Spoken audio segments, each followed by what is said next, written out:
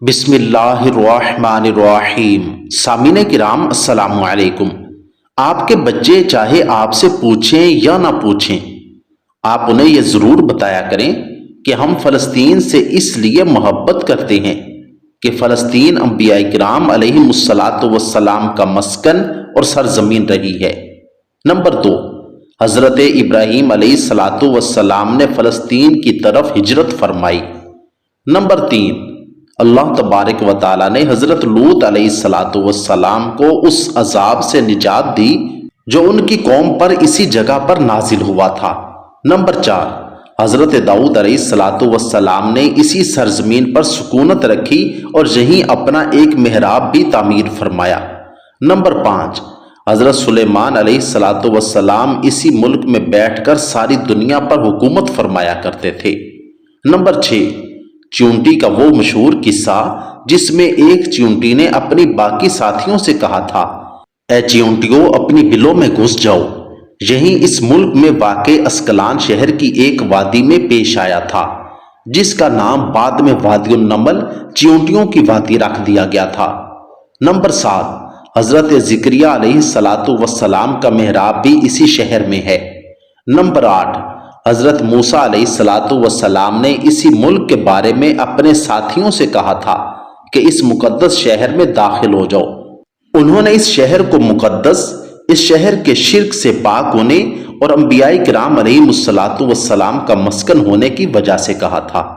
Number 9، اس شہر میں کئی معجزات وقوع پذیر ہوئے جن میں ایک کنواری بی بی حضرت مریم کے بطن سے حضرت عیسیٰ علیہ السلام کی ولادت مبارکہ بھی ہے۔ نمبر 10، حضرت عیسیٰ علیہ السلام کو جب ان کی قوم نے قتل کرنا چاہا تو اللہ تبارک و تعالیٰ نے انہیں اسی شہر سے آسمان پر اٹھا لیا تھا۔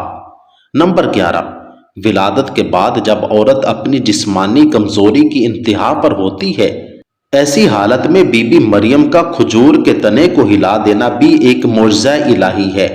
نمبر 12، قیامت کی علامات میں سے ایک حضرت عیسیٰ علیہ السلام کا زمین پر واپس تشریف لانا اسی شہر کے مقام سفید مینار کے پاس ہوگا۔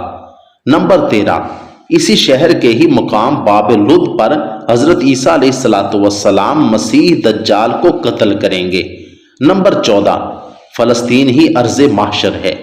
نمبر 15، اسی شہر سے ہی یاجوج و ماجوج کا زمین میں قتال اور فساد کا کام شروع ہوگا۔ نمبر 16، اس شہر میں وقوع پذیر ہونے والے قصوں میں سے ایک قصہ طالوت اور جالوت کا بھی ہے۔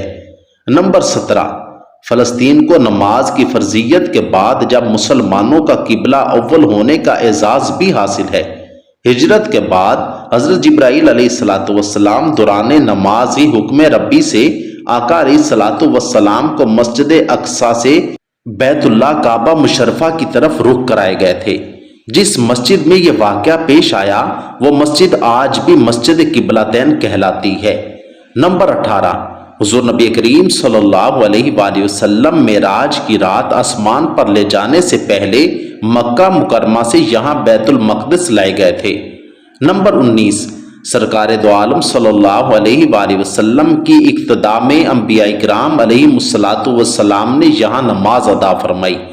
اسی طرح فلسطین ایک بار پھر سارے انبیاء کرام کا مسکن بن گیا۔ نمبر 20، سیدنا ابو ذر رضی اللہ تعالیٰ عنہ فرماتے ہیں کہ میں نے رسول اللہ صلی اللہ علیہ وآلہ وسلم سے عرض کیا کہ زمین پر سب سے پہلی مسجد کون سی بنائی گئی؟ تو آپ صلی اللہ علیہ وآلہ وسلم نے فرمایا کہ مسجد الحرام یعنی خانہ کعبہ۔ میں نے عرض کیا کہ پھر کون سی مسجد بنائی گئی؟ تو آپ صلی اللہ علیہ وآلہ وسلم نے فرمایا کہ مسجد الاقصی یعنی بیت المقدس۔ میں نے پھر عرض کیا کہ ان دونوں کے درمیان کتنا فاصلہ تھا؟ آپ صلی اللہ علیہ وآلہ وسلم نے فرمایا کہ 40 برس کا، اور تو جہاں بھی نماز کا وقت پالے وہیں نماز ادا کر لے، پس وہ مسجد ہی ہے۔ نمبر 21، وصال حبیب صلی اللہ علیہ وآلہ وسلم کے بعد حضرت ابوبکر صدیق رضی اللہ تعالیٰ عنہ کو ارتداد کے فتنہ اور دیگر کئی مشاکل سے نمٹنے کے لیے عسکری اور افرادی قوت کی اشد ضرورت کے باوجود بھی ارض شام فلسطین کی طرف آپ کا تیار کردہ لشکر بھیجنا بھی ایک ناقابل فراموش حقیقت ہے۔ نمبر 22، اسلام کے سنہری دور فاروقی میں دنیا بھر کی فتوحات کو چھوڑ کر محض فلسطین کی فتح کے لیے خود سیدنا عمر کا چل کر جانا اور یہاں پر جا کر نماز ادا کرنا اس شہر کی عظمت کو اجاگر کرتا ہے۔ نمبر 23، دوسری بار بعین ہی معراج کی رات بروز جمعہ 27 رجب 583 ہجری کو صلاح الدین ایوبی کے ہاتھوں سے اس شہر کا دوبارہ فتح ہونا بھی ایک نشانی ہے۔ نمبر 24، بیت المقدس کا نام قدس قرآن سے پہلے تک ہوا کرتا تھا۔